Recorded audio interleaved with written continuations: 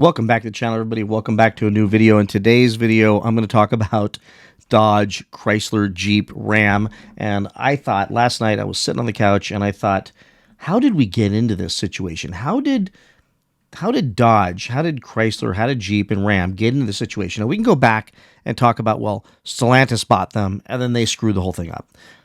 Maybe, and actually probably that's what it looks like, but how did they get to the place to where right now Chrysler, Dodge, Jeep, Ram has the most ridiculous supply of cars, an overwhelming supply of cars that are going unsold? So I decided just to start typing out on my phone everything I knew that has happened, everything I've experienced that has happened in this last, let's say, 4 years that could explain why we are where we are. And I think that if any of the dealers watch this video, maybe their knuckleheadness might jar something loose and they might, I don't know, start behaving a little differently. But I don't think so. I'm not going to hold out hope for that. But maybe someone at Stellantis or high up at Dodge can grab a hold of the Stellantis people and say, hey, look, the solution is there, but the problems that have been created have to be addressed. We have to go back and look at how we got here to know how to unravel the disaster and start moving some of these cars. Otherwise, this problem is going to keep getting worse. So I want to share with you first the lowest supply cars, the manufacturers with the least supply of cars, to give you a comparison here on Car Edge of how many cars the Dodge, Chrysler, Jeep, Ram brands all have piled up. It's astonishing, but you need to have a baseline of what other manufacturers have versus Chrysler, Dodge, Jeep, Ram, the Stellantis cars. So let me go ahead and pop the screen up here and show you what I was able to find here on Car Edge. So here's the bottom 10 as of February 2024. So right now, and obviously we know it's going to be the Toyota stuff. I mean, look, you've got Toyota with 5-day supply. That's insane for the RAV4 hybrid. The Land Rovers, which we just bought one, but the Sport, 18 days supply. The X5, 18 days supply.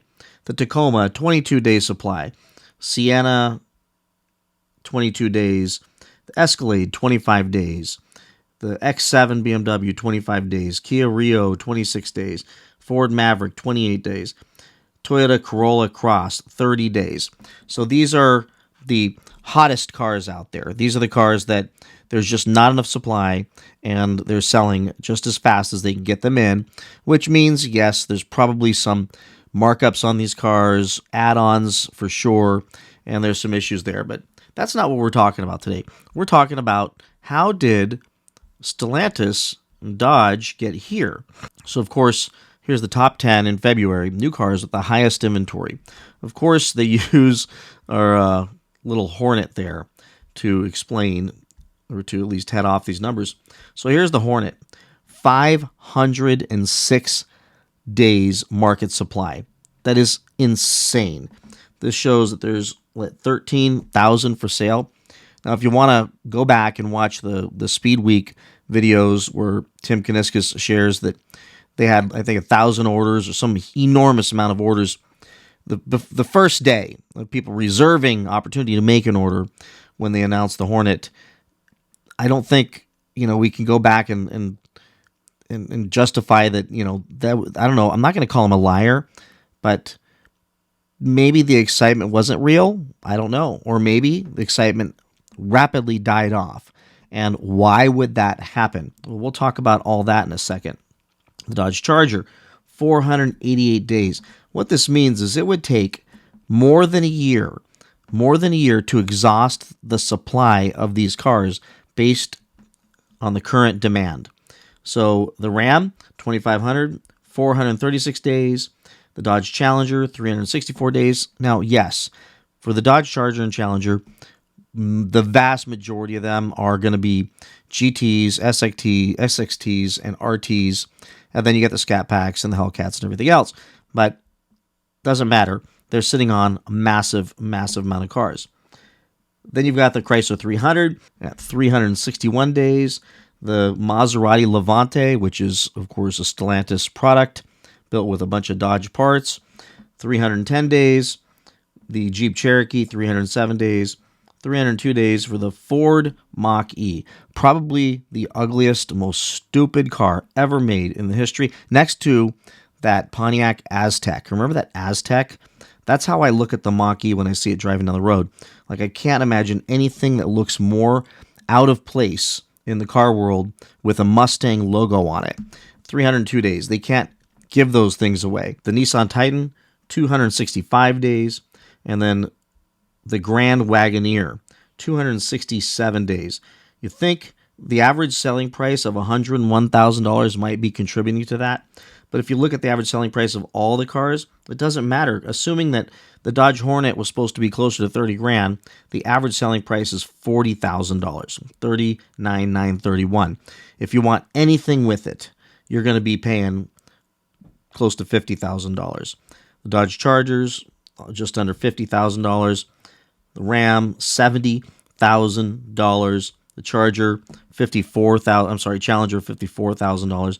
You look at the prices. It's just, no matter how you cut it, it's expensive. And we'll talk more about why this is a big, huge problem and what has happened here. So now I'm going to share with you all what I think took place. I'm going to refer to my notes because I don't want to forget a single thing. I think I was having a stream of consciousness last night that put all this stuff together. So now, if the first thing we do is say, how did we get here? How did they get here? How did Stellantis get here to be like it appears to be like the worst selling cars in the market right now? Like, nobody wants to touch any of their cars. Doesn't matter what they are, unless it's a Demon 170 and unless that's priced right. Nothing is selling. So what caused this to take place? So I put together a bunch of notes. But first, let's remove COVID or the pandemic as an excuse for prices going up. We know that that was definitely a major contributor because that led to the supply chain issues. So we understand that. But once that was in place, once that was realized by these dealers, then all this other stuff started taking place. So I want to share with you first point. First point is I had a conversation with a Dodge dealer, an owner of a Dodge dealer that I'm very familiar with and known him a very long time, and I have no reason to believe this guy would not be straight with me. And he was frustrated with my videos, and he had shared with me that what I'm missing, what we're all missing, is that, in his words, that Dodge raised his invoice prices, raised the prices of the cars to him, the dealer, meaning the prices he used to pay for those cars has gone up as well. And while MSRP went up, it didn't go up commensurately, meaning his price to the manufacturer went up. While the price went up to us, it didn't go up enough, meaning his margins were thinned. So in his reasoning, he had to do something to be able to make money, especially when inventory was lower, when his margins were compressed. Yet none of his expenses were relieved. All those expenses continued to keep coming in. Now, some of you are going to say, well, that's just an excuse for him to put markups on.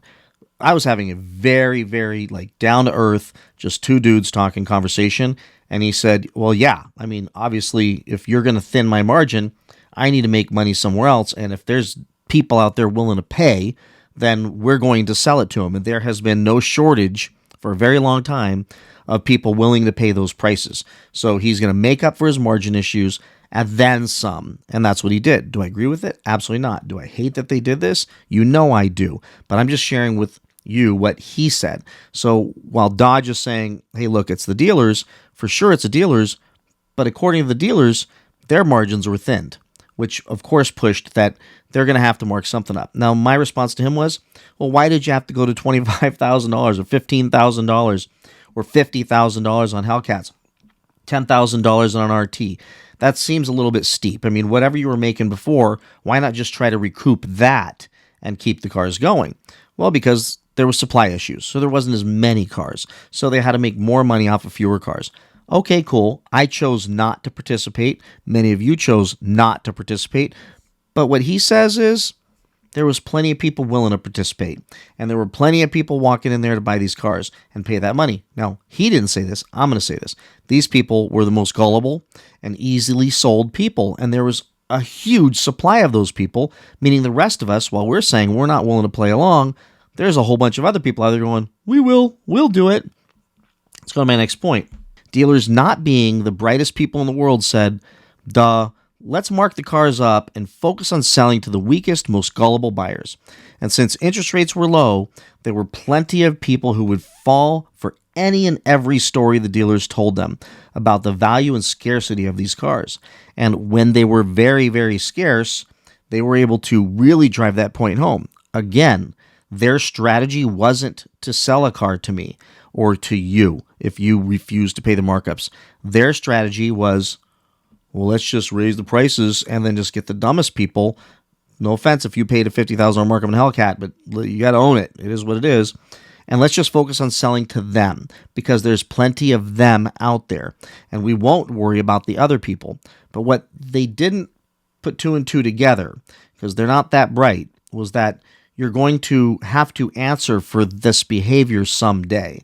And I believe that's kind of what's coming to roost. Let's look at my next point. Then we had interest rates go up, and the dealers, rather than adjusting prices down to keep cars selling, their smooth brains couldn't accept that even though there's gullible people out there, those people would now have to swallow a huge, huge payment in addition to paying the markups and all the add-ons. Well, what they should have done is, when rates went up, adjust the prices a little bit, adjust to reflect those higher rates to keep cars moving.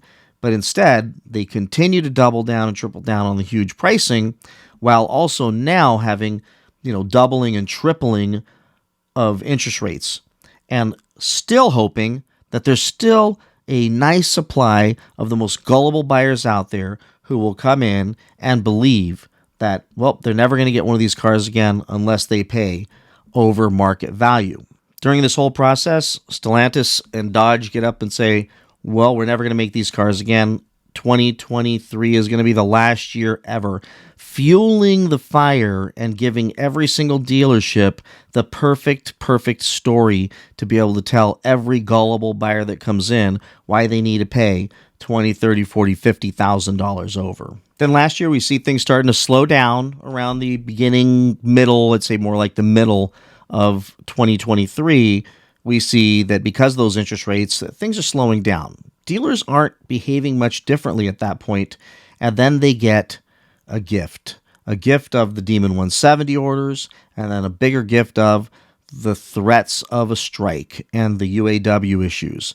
And between those two things, they start to really double down on, well, if you want to get an order for a Demon 170, you're going to have to pay. And by the way, there's a strike coming, which means there's going to be supply issues. What these dealers should have known, because I think we all kind of knew this, if you watch the supply numbers for all the CDJR cars, is they were already ramping supply up rapidly and in huge form in anticipation of the strike so that they could ride through that strike without any drop in sales, where other manufacturers were going to be really put in a bad position to be able to have anything to sell. Not Stellantis, not CDJR. They were going to have tons of cars. So all these cars keep showing up. Kind of like the I Love Lucy episode with the chocolates. I think we're fighting a losing game. The cars keep showing up. And what do dealers have to do? They start getting overflow lots. And I shared with you some of those videos, and F-Spot did a video as well, where the underground parking structures, overflow lots, they start piling these cars there because how are they going to keep the narrative going to all of us that there's a scarcity of these cars if they're all over the place on the lot? So all over the place, overflow lots, underground parking structures, renting out warehouses, and they're keeping these cars off of the lots and then bringing them out 1, 2, 3 at a time, hoping they could keep jamming us up for huge markups and add-ons. And the dealers do what the dealers do. We knew they would do it. They start saying, well, there's not going to be enough cars because there's a strike. So now we're going to charge you more for the cars. They started telling people. They were telling me when I was making my calls into these dealerships or stopping in to shop for cars and look at cars. They were telling me, well, prices are going to increase. There's articles all over the internet where people were speculating that prices are going to go up because of the strike. But nobody paid attention that there were so many damn cars for CDJR that the one thing that did happen is parts for these cars, replacement parts of these cars were hard to get, but not the cars. You were able to get the cars really easily if you wanted one, meaning the strike did nothing to increase prices, but dealers went with that story and that narrative to try to get more money out of us. Again, playing more and more games. Next, the whole time the dealers are single-handedly destroying the trust with their generally loyal customers and downright pissing us off with the constant game playing with pricing, markups, and add-ons, dealer financing markups on the interest rates, etc. We all grow very, very tired of the BS and finally decided that it's just not worth it to go to a Dodge dealer anymore just to get hemmed up with these people and to get screwed with and lied to and cheated. And it just built up and built up along with the Demon 170 excitement. It just kept building up and getting worse with the Hellcats and the Scat Packs and the crazy markups and the deception and the lying and all that stuff. It became so prolific that there was so few dealerships out there that we can go to because the horsepower locator made sure that all the cars were funneled to the dealerships who would definitely mark them up, who would hoard these cars, and the dealers that would have done us right and done good deals had they had any inventory, the small dealers, the mom and pops who really need their customers and don't want to burn the bridge with their customers, they get very few, if any, cars. Dealers start to evolve through the Demon 170 excitement, and they start to do things like the straw buyers, taking non-refundable deposits, taking large deposits, meaning huge markup as the deposit. So give me $50,000 now. They start making deals where if you buy a car, let's say you buy a Scat Pack, and you pay a $50,000 markup or $75,000 markup, then you can order your Demon 170 at sticker. We see all these things happening out there, and it gets really shady. And at that point, ethics and integrity become not even important, not even a factor anymore, and things get insane.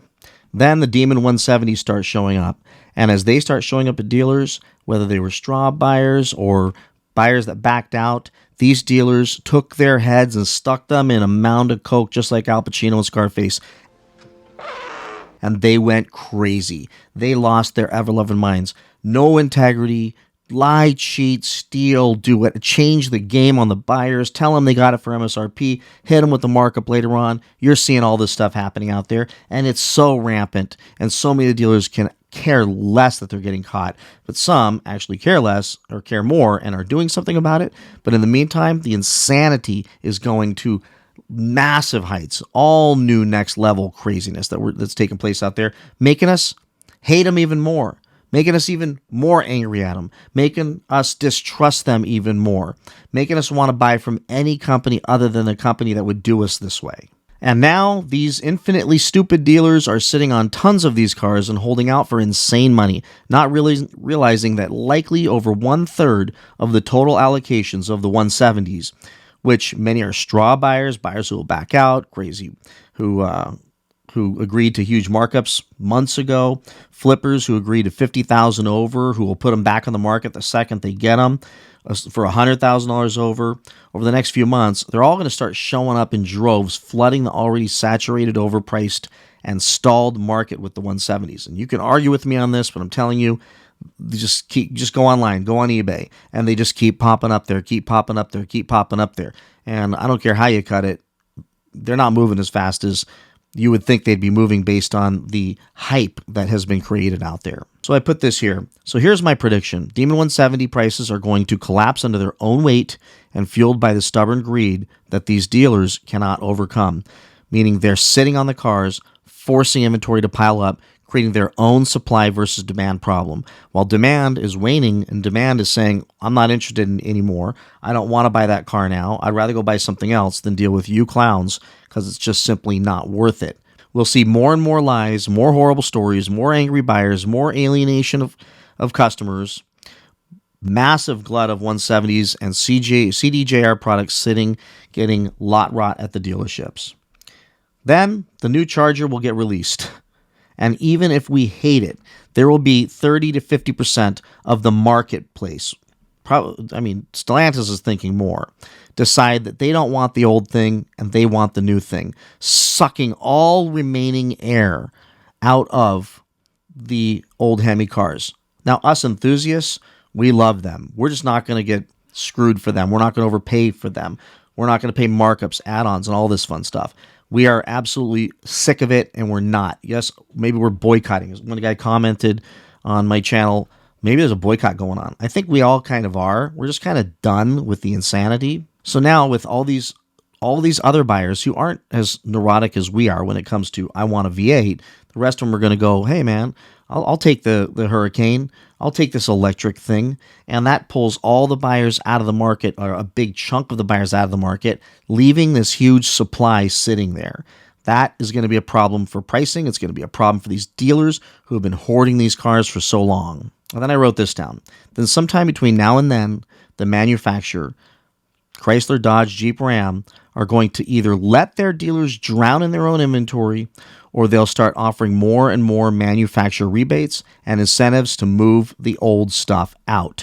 Because if they can't move the old stuff out and the new stuff isn't as popular as the old stuff, while they may still get some traction there, they're going to have a big, huge, massive glut of inventory. Talk about overflow lots. With this kind of year plus amount of inventory still sitting around, it doesn't matter what it is, they're going to have to start offering some incentives.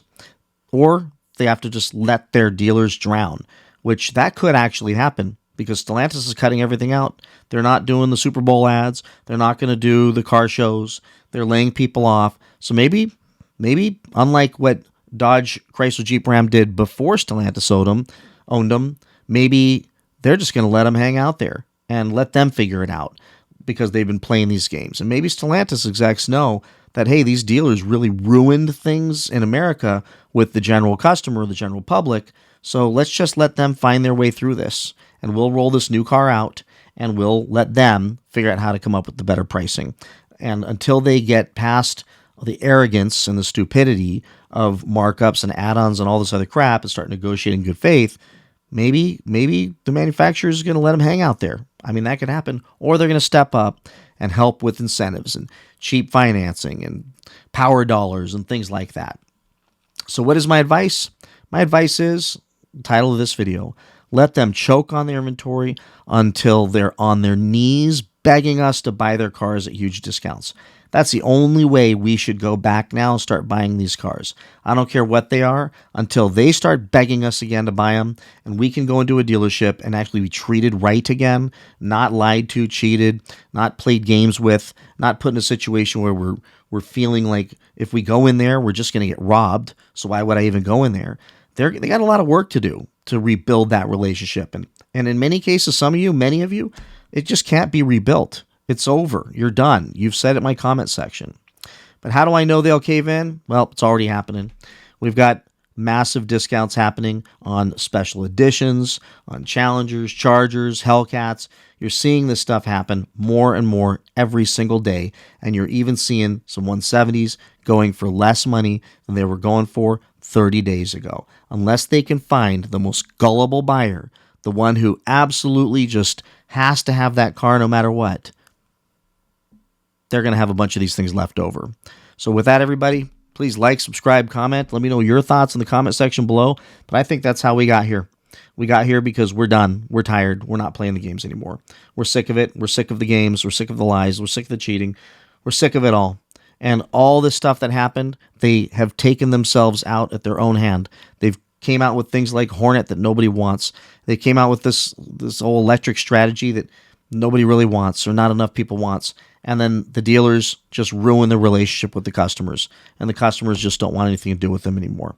So with that, this video is over, and I'll see you in the next one. Bye-bye.